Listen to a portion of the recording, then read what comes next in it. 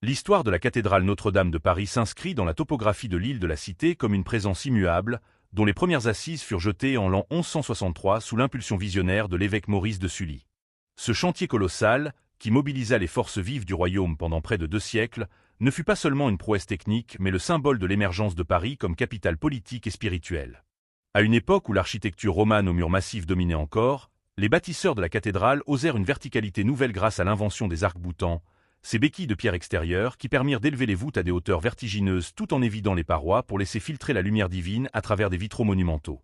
L'achèvement de la façade occidentale, avec ses 3 portails sculptés et ses tours puissantes, conféra dès le milieu du XIIIe siècle à l'édifice cette silhouette souveraine qui allait dominer le paysage parisien pour les siècles à venir. Au fil des époques, Notre-Dame devint le témoin privilégié des grandes heures de la monarchie et de l'État, s'affirmant comme la paroisse de l'histoire de France. Elle vit passer sous ses voûtes le sacre de Henri VI d'Angleterre lors de la guerre de Cent Ans, puis les fastes de la Renaissance, avant de subir les transformations baroques du siècle de Louis XIV qui chercha à adapter son cœur au goût du jour. Mais c'est lors de la période révolutionnaire que le monument connut ses heures les plus sombres, transformé en temple de la raison, dépouillé de son trésor et amputé de sa flèche originelle, ainsi que des statues de ses rois bibliques, jetés au sol par une foule en colère.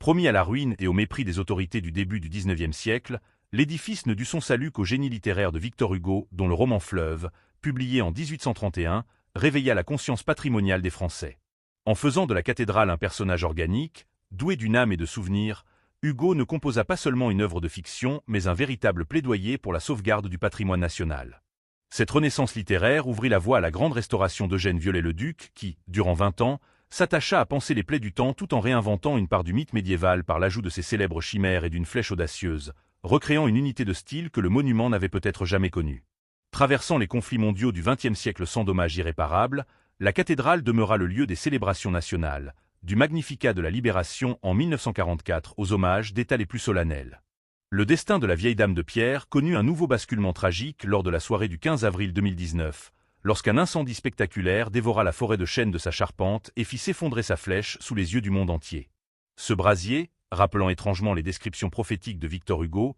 ne marqua pourtant pas la fin de l'édifice mais le début d'une aventure humaine et technique prodigieuse. Les artisans contemporains, héritiers directs des compagnons du XIIe siècle, se sont attelés à une reconstruction fidèle, unissant les haches des charpentiers aux technologies laser les plus modernes pour redonner aux pierres leur clarté originelle et aux voûtes leur solidité séculaire.